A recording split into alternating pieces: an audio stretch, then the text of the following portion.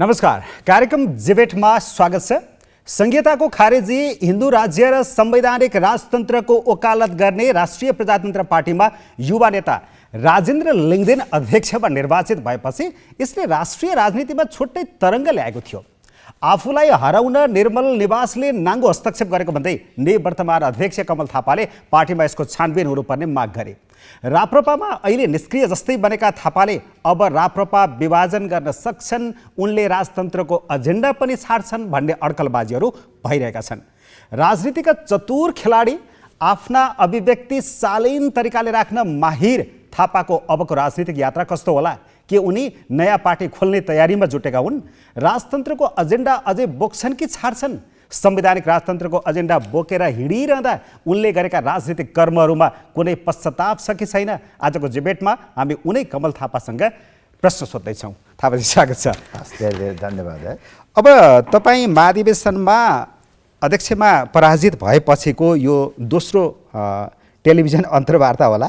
यो बिचमा मैले तपाईँलाई पटक पटक कुराकानीको लागि प्रयास पनि गरेँ, जुरिरहेको थिएन, आज जुरेको छ, यसको लागि तपाईँलाई धेरै धेरै धन्यवाद।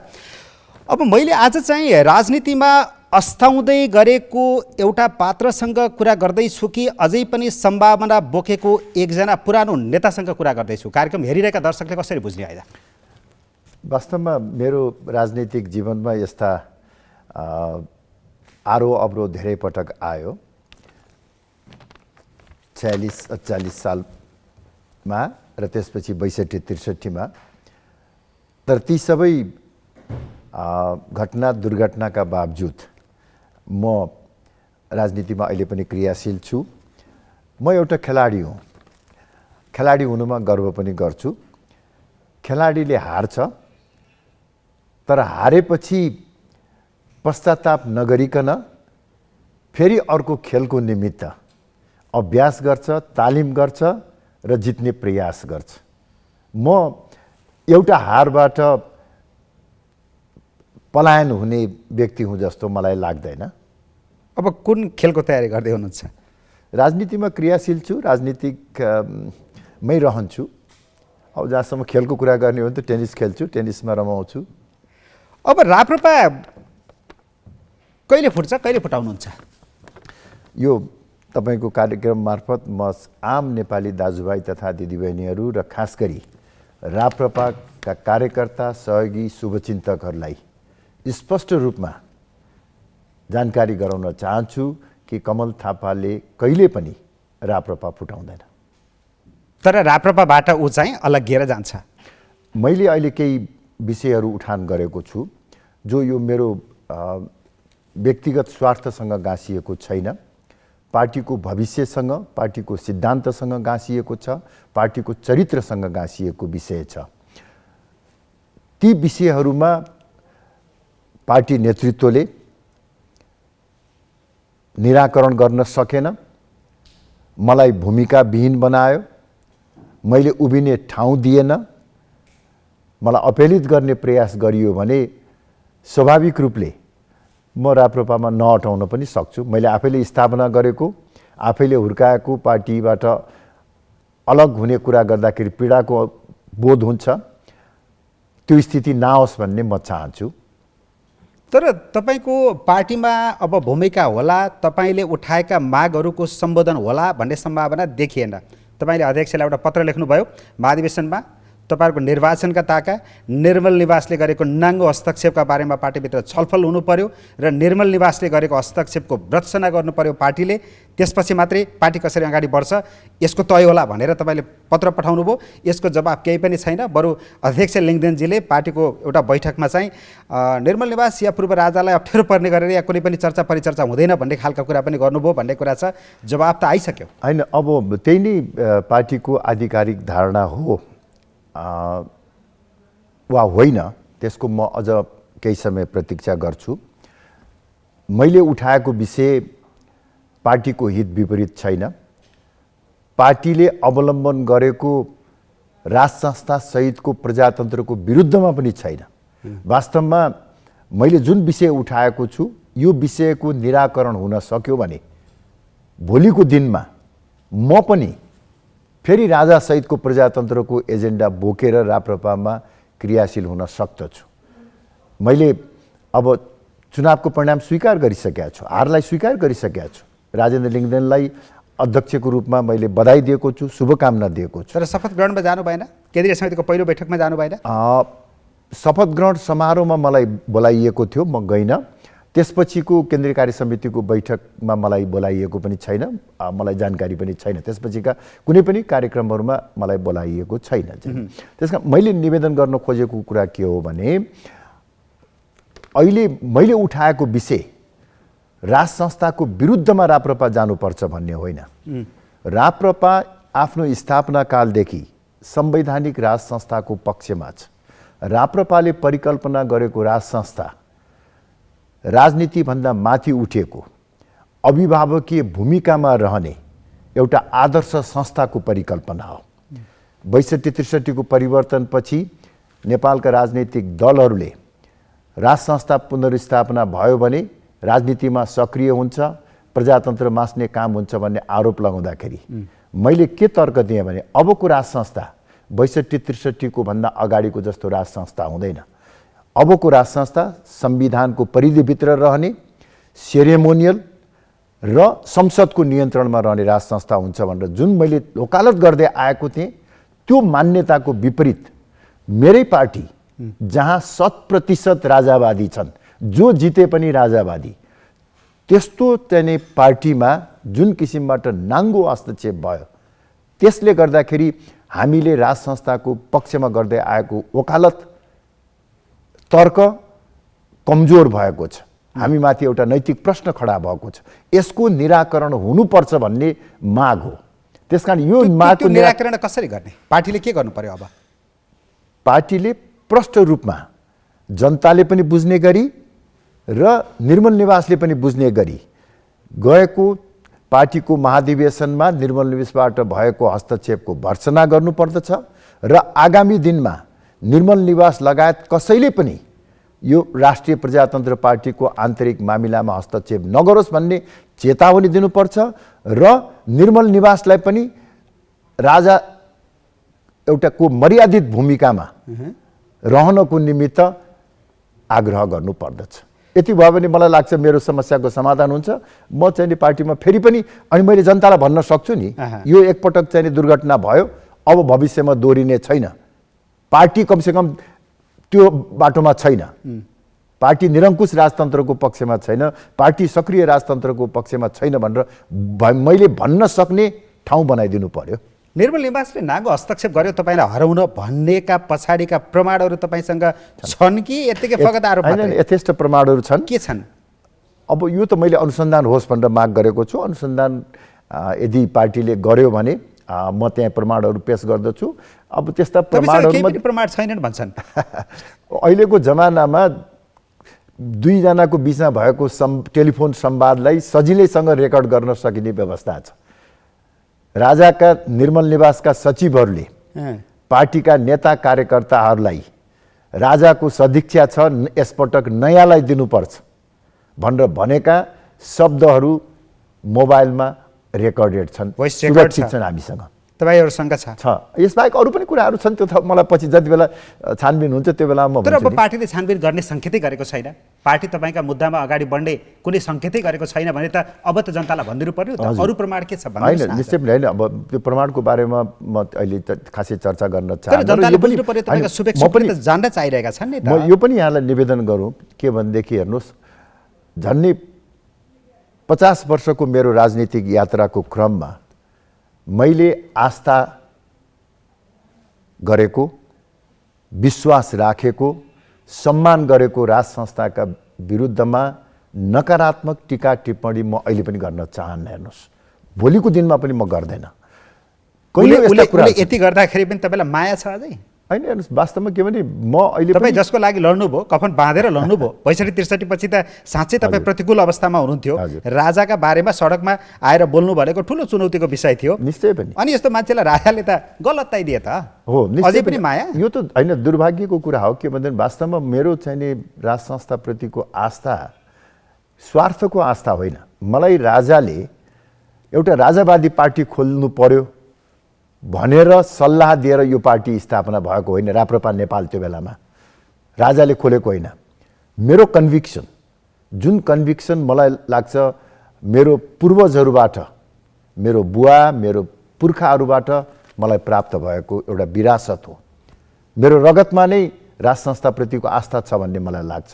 जब मेरो चेतना स्तर बढ्दै गयो, जब म राजनीतिमा क्रियाशील हुँदै गएँ, मलाई लाग्यो कि नेपाल जस्तो भू राजनीतिक अवस्था भएको मुलुकमा एकातिर विशाल चीन, अर्कोतर्फ विशाल भारत र नेपालको सामाजिक सांस्कृतिक परिवेशमा राष्ट्रियता र एकताको प्रतीकको रूपमा राजनीतिभन्दा माथि उठेको एउटा संस्था आवश्यक पर्छ भन्ने त्यो कन्भिक्सनको आधारमा मैले राज संस्थालाई स्वीकार गरेको हुँ।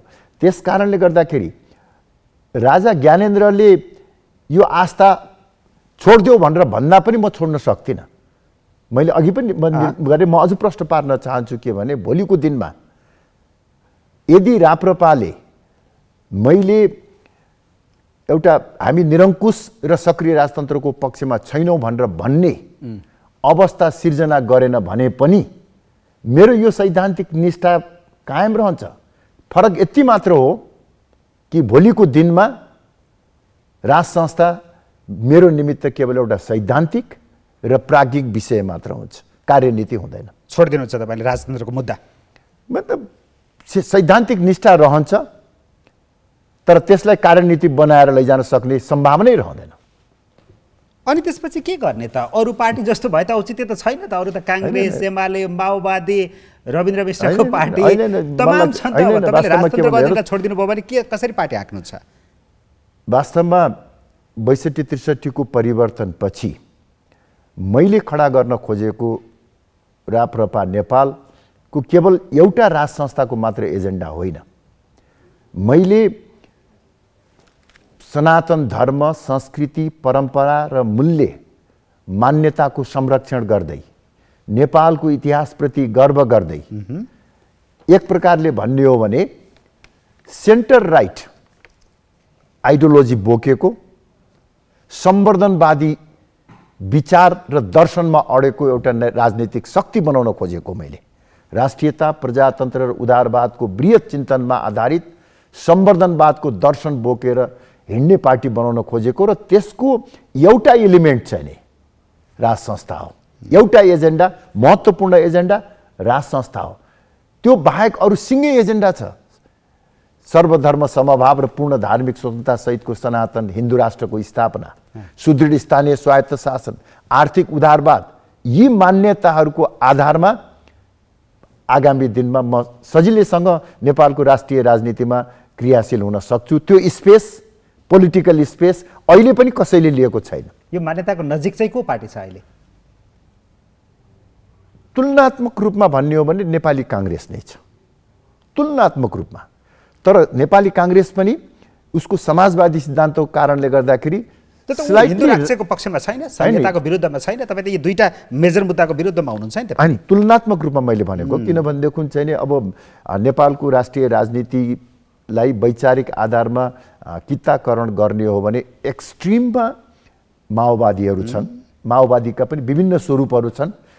प्रचण्डजीको माओवादी केही लिबरल भएर आएको छ।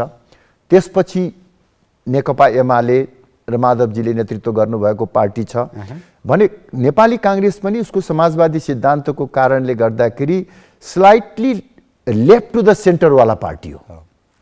मैले स्थापना गर्न खोजेको party slightly right to the centre भएको हुनाले अब त्यो स्लाइटली राइट टु द सेन्टरबाट एक्सट्रिम लेफ्ट त टाढा हुन्छ नि। तपाईँ नगिज भनेको हुनाले तुलनात्मक रूपमा नगिज काङ्ग्रेस। अब यो राजतन्त्रको एजेन्डालाई कार्यनीतिक एजेन्डाबाट चटक्क निकालेर तपाईँका बाँकी अरू एलिमेन्टहरू सहित को अर्को पार्टी बन्ने चाहिँ कहिले हो? अर्थात् मैले यसरी बुझ्छु, तपाईँले जो पार्टीमा कुरिरहनु भएको छ नि जवाब, त्यसको समय चाहिँ कहिलेसम्म कुर्नुहुन्छ? अब 1 महिना, 2 महिना होइन, यसमा पहिलो कुरो चाहिँ के भनेदेखि मैले पार्टी नयाँ खोल्ने कुरै गरेको छैन। ठिक छ, तर त्यो कुर्नुहुन्छ कहिले? पार्टीको जवाब। पार्टी एकताको पक्षमा छु। राप्रपा निर्माणमा मेरो रगत पसिना बगेको छ। पार्टीका कार्यकर्ताहरूको मलाई माया छ। पार्टीले बोकेको एजेन्डाको सुरक्षा गर्नु छ। अहिले एक प्रकारले भन्ने हो भने यो पार्टीको विचारको मूल संवाहकलाई विस्थापित गरेर केही अतिवादीहरूले पार्टीलाई हाइज्याक गरेका छन्। अब त्यो हाइज्याकबाट मैले जोगाउन सकेँ भने म यही पार्टीभित्र क्रियाशील रहन्छु। मेरो चाहना अहिले पनि त्यही छ, पहिलो प्राथमिकता त्यही हो। त्यसपछि अब मेरो त्यो चाहिँ नि सम्भावना भएन, राप्रपामा मैले उभिने ठाउँ रहेन। अहिले पछिल्लो 1 महिनाको बिचका घटनाक्रमहरूले त्यही दिशातर्फ सङ्केत गरिराखेका छ। चाहे त्यो केन्द्रीय कार्य समितिको मनोनयनको कुरा गर्नुहोस्, जुन दुईजना त एकदम विवादित पात्रहरू नै त्यहाँ मनोनयनमा पर्नुभयो भनेर आयो। हजुर, निश्चय पनि मुद्दा चलिरहेको मान्छेहरू र विवादास्पद चरित्रका पृष्ठभूमि भएका व्यक्तिहरू छन्। तपाईँलाई थाहै थिएन उनीहरूलाई मनोनयन गर्ने विषयमा? केही पनि थाहा छैन, पटक्कै सल्लाह पनि भएको तपाईँ त अहिले जाँदै जानुहुन्न है कुनै पनि मिटिङमा? म गएको पनि छैन, बोलाएको उहाँहरूले बोलाउनु पनि भएको छैन। ए, बोलाउनु पनि हुँदैन? बोलाएको भएको पार्टी कार्यालयमा पनि जानुहुन्न? छैन, कुनै पनि पोजिसनमा हुनुहुन्न? छैन। होइन, केन्द्रीय कार्य समितिमा त म अब पद नै हुन्छु होइन, पार्टीको पूर्व अध्यक्ष। तर मिटिङमा बोलाइदैन। म चाहिँ मलाई लाग्छ अहिले पनि म दोस्रो नम्बरमै, दोस्रो वरितामै छु। तर के भनेदेखि मलाई अहिलेसम्म कुनै मिटिङमा खबर गरिएको पनि छैन, कुनै सूचना पनि छैन। र एक प्रकारले भने आइसोलेट गर्ने प्रयास, मैले भन्नु त्यो त यो त एक प्रकारले मलाई केवल चुनाव हराउने मात्र होइन, राप्रपाबाटै विस्थापित गर्ने एउटा ग्रान्ड डिजाइनको चाहिँ नि एउटा अङ्ग मात्र हो भन्ने मलाई लाग्छ। अब त्यो हेर्दै जाउँ आगामी दिनमा। अनि त्यही त मैले खोजेको, तपाईँले कुर्ने कहिलेसम्म हो? त्यो समय त होला नि त, एउटा अब पिरियड अफ टाइम त हुन्छ नि त। होइन, उपयुक्त समय म हेरिराखेको छु र खास गरी अब स्थानीय चुनाव कहिले हुन्छ, स्थानीय चुनाव सम्म कुर्ने वा स्थानीय चुनावभन्दा अघि नै हामीले एउटा निर्णायक अवस्थामा जाने भन्ने कुराहरू त्यो चाहिँ नि समयमा भर पर्छ। र मेरो अहिलेको पनि प्राथमिकता चाहिँ भने के भने पार्टी एकताकै पक्षमा छ। देशभरका चाहिँ नि पार्टी कार्यकर्ताहरूको चाहना पनि एकता छ र अहिले पनि केन्द्रीय कार्य समितिमा हाम्रो बहुमत छ। त्यो बहुमत भएको कारणले गर्दाखेरि मलाई लाग्छ मैले उठाएको विषय को निराकरण त्यहाँ पार्टीभित्रै खोजिन्छ। पार्टीका वरिष्ठ उपाध्यक्ष बुद्धिमान तामाङ लगायतका साथीहरूले त्यसको निमित्त प्रयास गरिरहनु भएको छ र त्यो निराकरण भयो। यदि राजेन्द्र लिङ्गदेनले आँट गर्नुभयो भने राजेन्द्र लिङ्गदेनलाई भावी उत्तराधिकारीको रूपमा मैले नै ग्रुम गरे हो। खालि उसले त एउटा गलत बाटोबाट एउटा अवसरवादी ढङ्गबाट अगाडि बढ्यो भन्ने र मलाई प्रहार गर्ने हतियारको रूपमा प्रयोग भयो भन्ने मात्र हो। तर राजेन्द्र लिङ्गदेनको जितलाई तपाईँले पचाउन चाहिँ सक्नु भएन, साह्रै गाह्रो भयो भन्छन् के मान्छे? होइन, त्यो होइन, नितान्त होइन, सक्नु भएन, शुभकामना दिनुभयो, पचाउन निकै गाह्रो भयो। त्यो हुँदै होइन, त्यो हुँदै होइन। एउटा नयाँ युवा त्यो पार्टीको नेतृत्वमा आउनुभयो, जनजातिको मान्छे आउनु भएको छ, प्रतिगामी सोच भन्छन् तपाईँहरूको विचारलाई, प्रतिगामी विचार भन्छन् होइन, त्यस्तो विचारमा एउटा युवा आएको छ, स्वागत गरेको भए कमल थापाको हाइट अझ बढ्थ्यो भन्छन्। मैले नै चाहिँ भावी उत्तराधिकारीको रूपमा तयार गरेको व्यक्ति हो। महाधिवेशनभन्दा 4 महिना अगाडिसम्म उहाँ मलाई नै भनिराख्नु भएको थियो हजुरले एकपटक उठ्नै पर्छ, त्यसपछि हामी त्यसको लागि तयार छौँ भनेर भनिराख्नु भएको थियो। उहाँ त ज्ञानेन्द्रले पनि त तपाईँलाई भनेका रहेछन् नि त। त्यही त, त्यसैले गर्दा यी सब कुराहरू छोडिदिउँ, त्यतापट्टि अब नजाउँ। जे हुने भइसकेको छ, अब महाधिवेशनबाट मैले भन्दा बढी बहुमत ल्याएर राजेन्द्र जित्नु भएको छ, उहाँलाई म चाहिँ सहयोग गर्न तयारै छु। राष्ट्रिय एकता अभियान चाहिँ अब यसको उद्देश्य के हो? नयाँ पार्टी खोल्ने उद्देश्य नै हो भन्छन्? होइन, यसको दुईटा उद्देश्य हो। एउटा उद्देश्य अघि मैले भने जस्तै हामीले उठाएको जुन चाहिँ नि मुद्दा छ त्यसको निराकरणको निमित्त पार्टी नेतृत्वलाई दबाब दिने।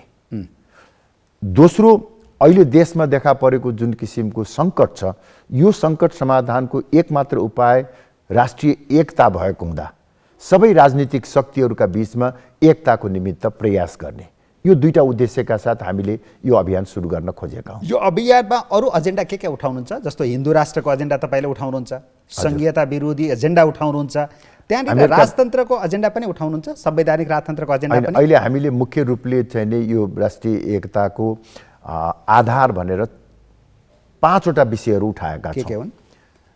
राष्ट्रियता, प्रजातन्त्र, सनातन धर्म, आर्थिक उदारवाद र सुशासन र समृद्धि, यो 5वटा राष्ट्रिय एकताका आधार हुन् भन्ने हामीले लाग्छ। भनेपछि संवैधानिक राजतन्त्र या राजतन्त्रको एजेन्डा चाहिँ निकालिसक्नु भएको छ? होइन, यसमा हामीले त्यहाँ अवधारणा पत्रमा के उल्लेख गरेका छौँ भने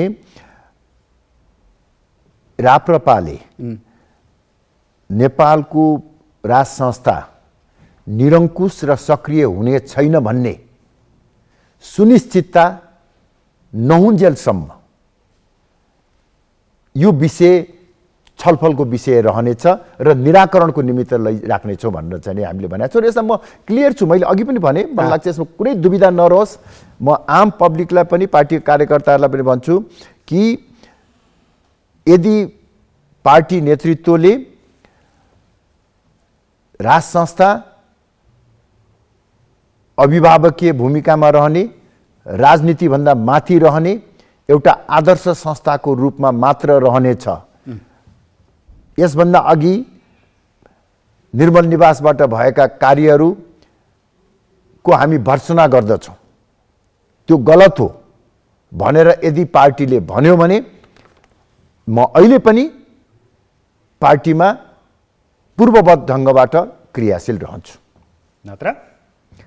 नत्र मैले भनिहालेँ कि राज संस्थाको एजेन्डा अब प्राज्ञिक र सैद्धान्तिक मात्र हुन्छ, किनभने म निरङ्कुश र सक्रिय राजतन्त्रको पक्षमा छैन। निर्मल निवास निष्क्रिय र अराजनीतिक भएर रहन चाहँदैन। बडो प्याराडक्सिकल भयो है यहाँ आएर अहिले यति लामो समयपछि। 15 वर्ष पछाडि पनि यही अवस्था आउनु मलाई लाग्छ के भने मेरो पनि कमजोरी हो। मैले निर्मल निवासलाई निर्मल चिन्न भन्दा नि मैले सम्झाउन सकिनँ। मैले सम्झाउन सकिनँ के भन्दैन, अहिलेको अवस्थामा राजनीतिक दलहरूलाई माइनस गरेर, राजनीतिक दलहरूसँग वैमनस्यता कायम गरेर, जनतासँग दूरी बढाएर राज संस्था आउँदैन। नेपालमा राज संस्था पुनर्स्थापना हुने हो भने विदेशीले ल्याइदिने होइन, सेनाले ल्याइदिने होइन, राजनीतिक अस्थिरता खडा गरेर हुने होइन। नेपालकै राजनीतिक दल, नागरिक समाज र आम जनताको सकारात्मक सहयोग र सद्भावको आधारमा स्थापना हुने हो। र त्यो काम मैले 15 वर्षको बिचमा गरेँ।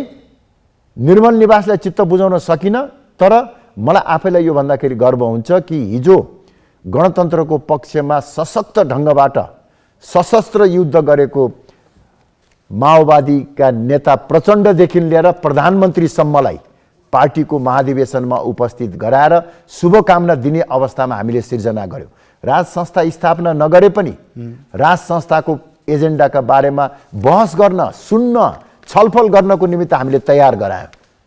यो त धेरै उपलब्धि भएको थियो नि। तपाईँको शून्यबाट सुरु गरेको राप्रपा नेपालको अभियान शून्यबाट 4, 4बाट 25, 25बाट 37मा पुगेको थियो। लोकेन्द्र बहादुर चन्द, पशुपति शमशेर, प्रकाश लोहनी जस्ता 10 वर्षसम्म गणतन्त्रको पक्षमा लागेकाहरूलाई हामीले राज संस्थाको एजेन्डामा लिएर एउटा ठुलो उपलब्धि हासिल गरेका थियौँ। वातावरण बन्दै थियो। त्यसो भने निर्मल निवाससँग दूरी बढ्नुको कारण चाहिँ के हो त? यो मलाई थाहा छैन। अब यो त उहाँहरूलाई नै सोध्नुपर्ने भयो। म आफै छक परेको छु।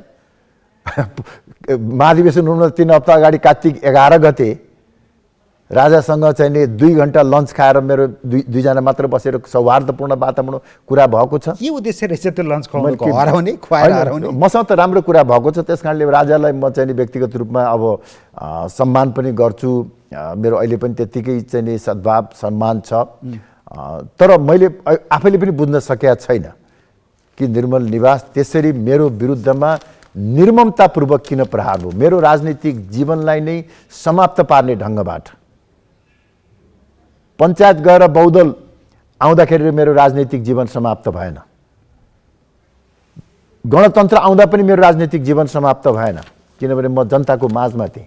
तर अहिले जुन पार्टी मैले चाहिँ एउटा वैचारिक धरातलमा उभ्याउन खोजेँ, त्यही पार्टीमा मलाई चाहिँ पराजित गर्ने, कलङ्कित गर्ने, असफल साबित गर्ने जुन किसिमको चाहिँ काम भयो, यसले बडो ठुलो पीडा बोध हुन्छ। हेर्नुहोस्, तपाईँ राजालाई धोका दिनुभयो, अवसरवादी रोल खेल्नुभयो भन्छन्। नयाँ संविधानमा हस्ताक्षर गर्ने असहमति राख्दै अनि चाहिँ नयाँ संविधानका मूलभूत आधारभूत कुराहरूमा विरोध गर्ने, तर चाहिँ सङ्घीय मन्त्रालयको जिम्मा लिने अनि गएर संविधानको बचाउ गर्ने अन्तर्राष्ट्रिय रूपमै हो। यी कुराहरूले गर्दाखेरि राजा तपाईँसँग रुचाइरहेका थिएनन्, मन पराइरहेका थिएनन् तपाईँलाई भन्छन्। हो, हुनसक्छ।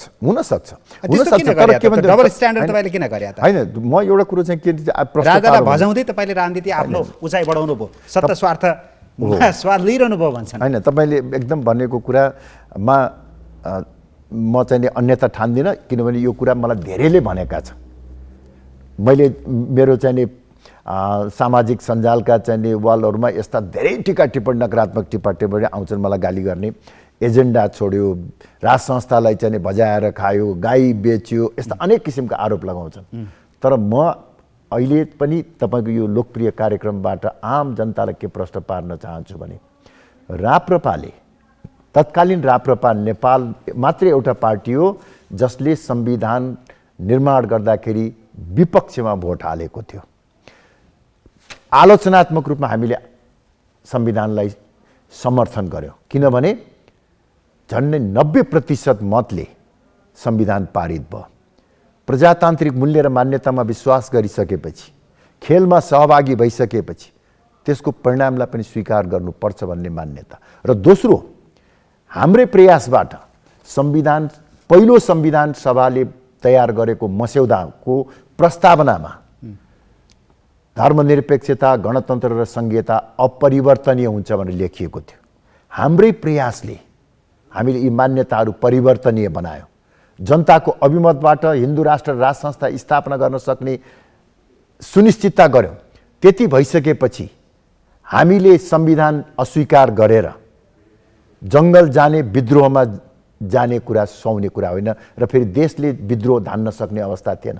त्यो बेलामा हामीले संविधान र संवैधानिक व्यवस्थासँग सहकार्य गरेर अगाडि बढ्ने नीति लियौँ। जसरी चाहना के थियो त्यो बेलामा? मसँग त्यस्तो कुरा चाहिँ मतलब चाहिँ वास्तवमा अब संविधान छोडेर संविधानलाई अस्वीकार गरेर चाहिँ विद्रोहमा आओस् भनेर राजाले कहिले पनि प्रष्ट रूपमा भनेको मलाई चाहिँ सम्झना छैन। राजाको त्यस्तो चाहना पनि थिएन। मैले आफ्नो कुराहरू राखेपछि राजाको त्यसमा एक प्रकारको सहमति नै थियो होला भन्ने मलाई लाग्छ। हेर्नुहोस्, र मैले चाहिँ तपाईँको के भने चाहे सरकारमा जाँदा होस् चाहे विपक्षमा रहँदा एक मिनट पनि आफ्नो एजेन्डा छोडेको छैन। हेर्नुहोस्, हामीले जसरी यसलाई कसरी सजिलोसँग बुझाउन सकिन्छ जस्तो लाग्छ मलाई भनेदेखि जसरी 2047 सालमा संविधान बनेपछि मदन भण्डारीले 28 सूत्रीय चाहिँ आफ्नो विरोध जनाएर राज संस्थालाई स्वीकार गर्नुभयो, राज संस्थासँग सहकार्य गर्नुभयो र मौका आउँदाखेरि गणतन्त्रमा जानुभयो। अर्को उदाहरण पनि दिउँ। भारतमा भारतीय जनता पार्टीले 50 वर्षदेखि हिन्दू राज्यको वकालत गर्दै आएको छ। काश्मीरको संविधानको काश्मीरसँग सम्बन्धित संविधानको धारा 370 खारेज हुनुपर्छ भनेर उसले 50 वर्ष अगाडि आवाज उठायो। त्यो लक्ष्य प्राप्त गर्नको निमित्त उसले कहिले कम्युनिस्टसँग, कहिले काश्मीरको स्वायत्तता पक्षधर काश्मीरी पार्टीसँग सहकार्य गरेर सँगै सरकारमा गएर आफ्नो सङ्गठन बलियो बनायो, जनमत बलियो बनायो र जब चाहिँ संसदमा आफूलाई पर्याप्त बहुमत प्राप्त गर्यो त्यो 370 को धारा खारेज गर्यो, आफ्नो मान्यता स्थापित गर्यो। मैले लिएको बाटो यही हो।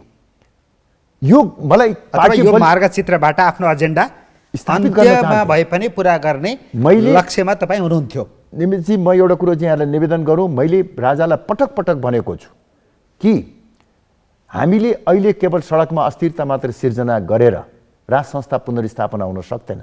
विदेशीले वा सेनाले स्थापित गरिदिएको राज संस्था टिकाउ हुन सक्दैन। त्यस कारणले गर्दाखेरि राजनीतिक दलहरूसँग सहमति र सहकार्य गरेर अगाडि बढ्नु पर्दछ।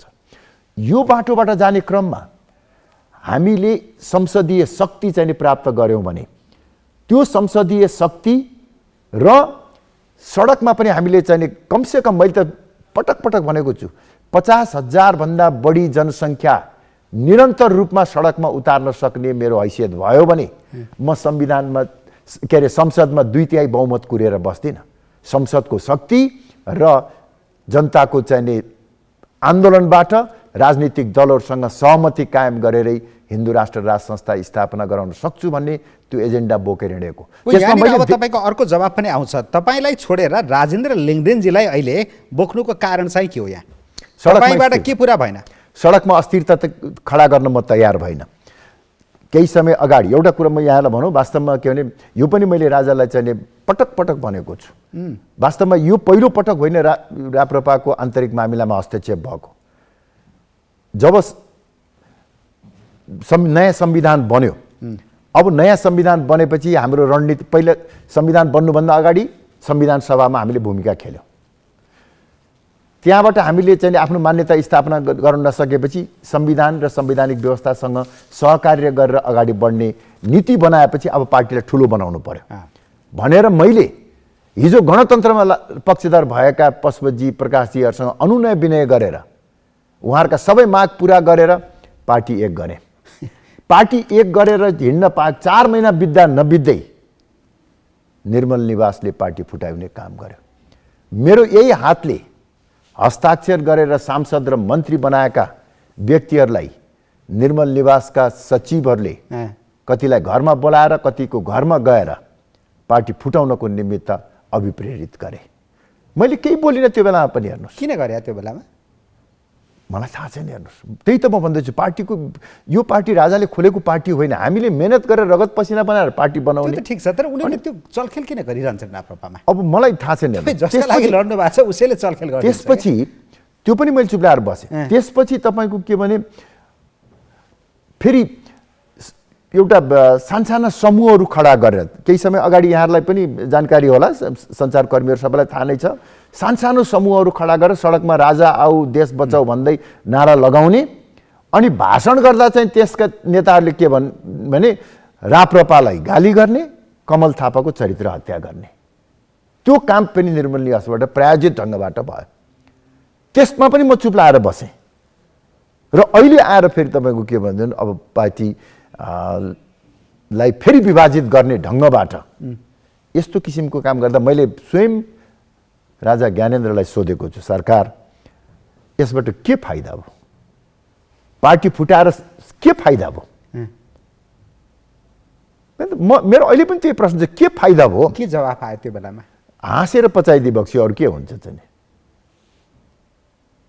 राजेन्द्र लिङ्गदेनलाई ल्याउनु सडक सङ्घर्ष चर्काउनु, सडकमा अस्थिरता ल्याउनु हो भन्नुभयो। कसरी के प्रमाण आधार दिन त पर्यो नि त फेरि? पहिलो त के भनेदेखि चाहिँ नि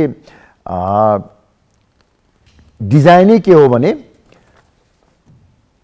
साना साना जुन समूहहरू राजावादी समूहहरू तयार गरिएका थिए, प्रष्ट नीति नै के थियो भने सके पार्टी कब्जा गर्ने, नभए पार्टी कब्जा भयो भने उनीहरू यता आउने, पार्टी कब्जा भएन भने यिनीहरू उता जाने।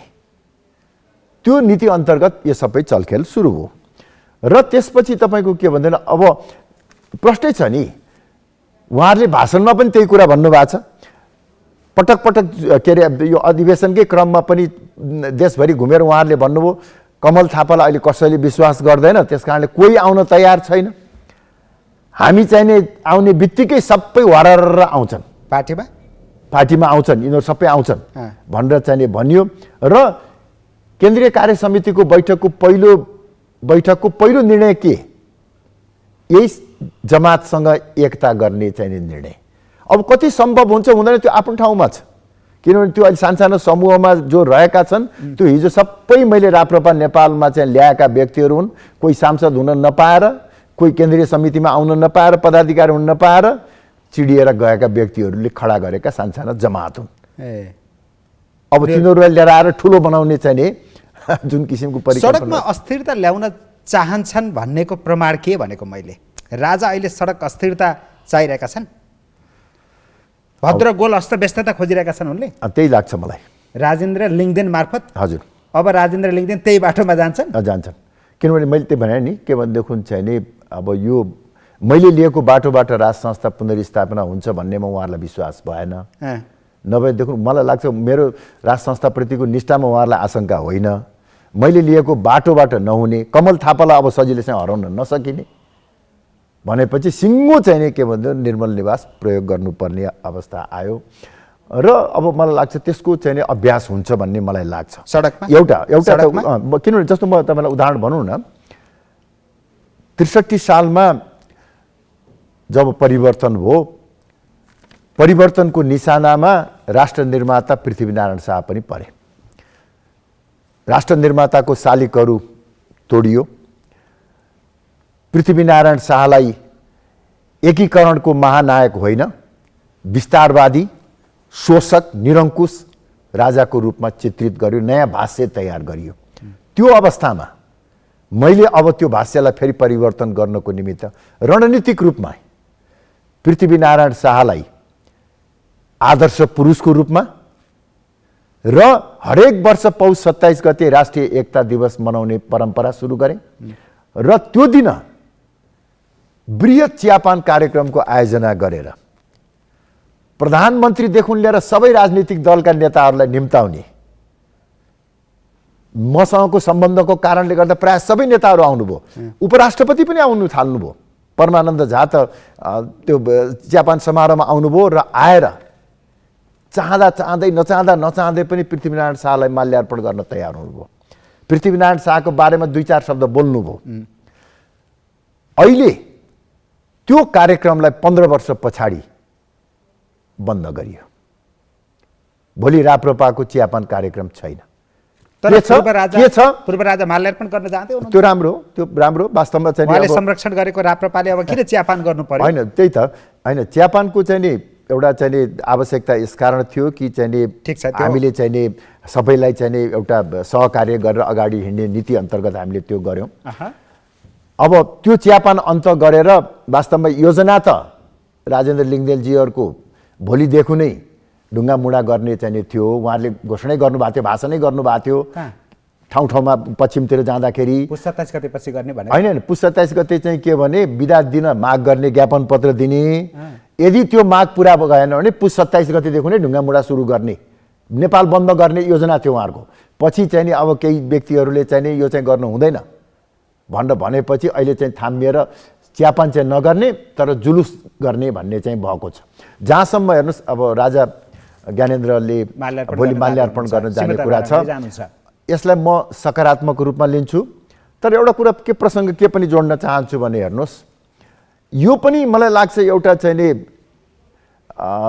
अब एउटा के भन्ने यसलाई चाहिँ नि आवरण सिर्जना गर्न खोजिएको मात्र नभएदेखि राजाको सक्रिय शासन रहँदाकै पञ्चायत व्यवस्था कालमै पृथ्वीनारायण शाहको जन्म जयन्तीलाई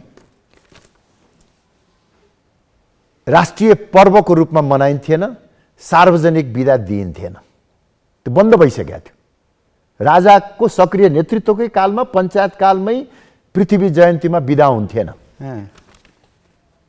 र तत्कालीन राजकीय प्रज्ञा प्रतिष्ठानलाई एउटा सांस्कृतिक कार्यक्रमको रूपमा मनाउनको लागि जिम्मा दिएको थियो। हेर्नुहोस्, अहिले यो यसरी चाहिँ नि राष्ट्रिय एकता दिवस मनाउनुपर्छ भनेर हामीले खास गरी यो देशमा चाहिँ परिवर्तन आइसकेपछि हामीले उठाउनुका पछाडिको धेरै कारण छन्, तर यसलाई हामीले उठायौँ। तपाईँको कारण त बुझियो। राजा ज्ञानेन्द्र माल्यार्पण गर्न जाने चाहिँ यो देखावटी स्वाङ हो, ढोंगी तरिका मात्रै हो। तपाईले भन्न खोज्दै हुनुहुन्छ भने भित्रैदेखि पृथ्वीनारायण शाहलाई मानेर त होइन भन्दै। मैले खाली भन्न खोजेको चाहिँ के भन्दैछु चाहिँ राजा चाहिँ नि योभन्दा अगाडि चाहिँ नि किन नगएको हो, हैन, गएको भए राम्रो हुन्थ्यो। वास्तवमा चाहिँ नि अब यसभन्दा अगाडि पनि पृथ्वी जयन्तीहरू भएका थिए, त्यस कारणले गर्दाखेरि राजा गएको भए राम्रो हुन्थ्यो, हैन। अहिले गएको मै नराम्रो भन्दिनँ, राम्रै भन्छु। खालि मैले एउटा प्रसङ्ग सम्झाउन मात्र खोजेको के हो भने पञ्चायतले पनि बिर्सिएको पृथ्वी जयन्तीलाई अथवा त्यति बेलाका राजाले पनि बिर्सिएकोलाई राप्रपाले नै त्यसलाई चाहिँ नि जिउँदो बनाएको। राप्रपा र केही अरू व्यक्तिहरू छन् जस्तो सामाजिक अभियन्ता भरत बस्नेतको नेतृत्वमा गरिएको चाहिँ नि अभियान, मोदनाथ पस्रितजीले सुरु गर्नुभएको अभियान। यो त तर एउटा गम्भीर कुरा चाहिँ महेन्द्रले पनि त्यो पृथ्वीनारायण शाहको राष्ट्रिय एकता दिवस मनाउन रुचि राखेनन्।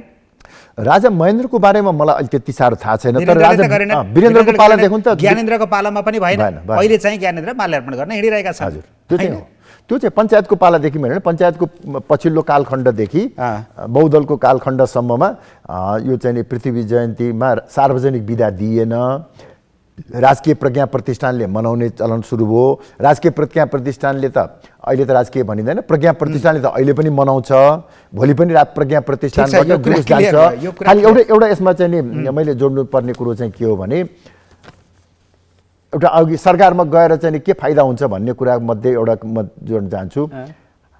शेरबहादुर देउवाको नेतृत्वको सरकारमा म उपप्रधानमन्त्री भएको बेलामा मैले पेश गरेको ठाडो प्रस्तावको आधारमा तत्कालीन मन्त्री परिषदले पुस 27 गतेलाई सार्वजनिक बिदा दिने, राष्ट्रिय एकता दिवस मनाउने निर्णय गर्यो र त्यो वर्ष स्वयं राष्ट्रपति सिंहदरबार पुगेर पृथ्वीनारायण शाहको शालिगमा माल्यार्पण गर्ने र नेपाली सेनाले शाही सलामी दिने कार्य सम्पन्न भएको खालि एउटा स्मरण मात्र गराउन चाहन्छु। त्यसरी पनि काम गर्न सकिन्छ सकिन्छ। आफ्ना पक्षमा भन्ने कुरा। अब समय एकदम छोटो छ, 4-5 मिनट मात्रै छ, अलि छोटो छोटो जवाब दिनु होला।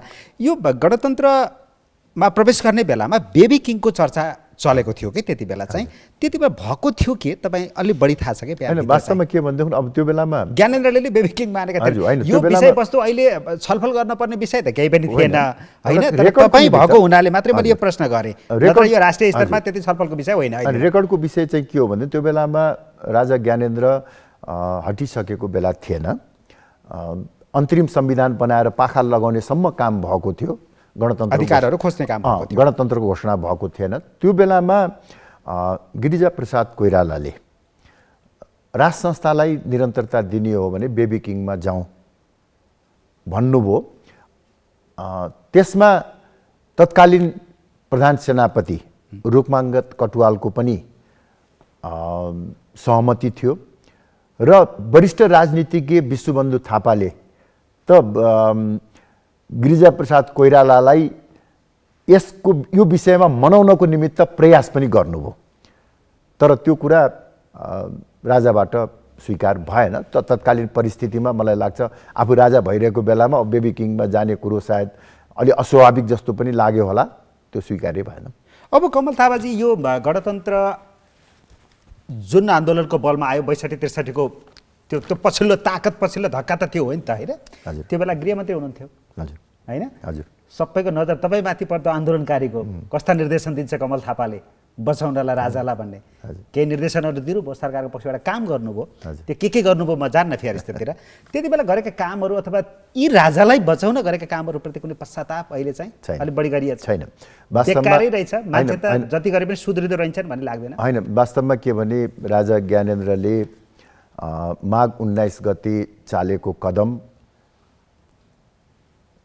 गृहयुद्धको सङ्घारमा रहेको देशमा शान्ति स्थापना गरौँ, पटक पटकको प्रयासपछि पनि चुनाव हुन नसकेको अवस्थामा चुनाव गरेर 3 वर्षभित्रमा जनताको, प्रजातन्त्रको नासो जनतालाई नै सुम्पिने असल नियतका साथ, म जोड दिएर भन्छु है, असल नियतका साथ त्यो बेला सुरु गरिएको काम हो। तर सबै असल नियतबाट गरिएका कामहरू सफल हुँदैनन्, त्यो काम पनि सफल भएन।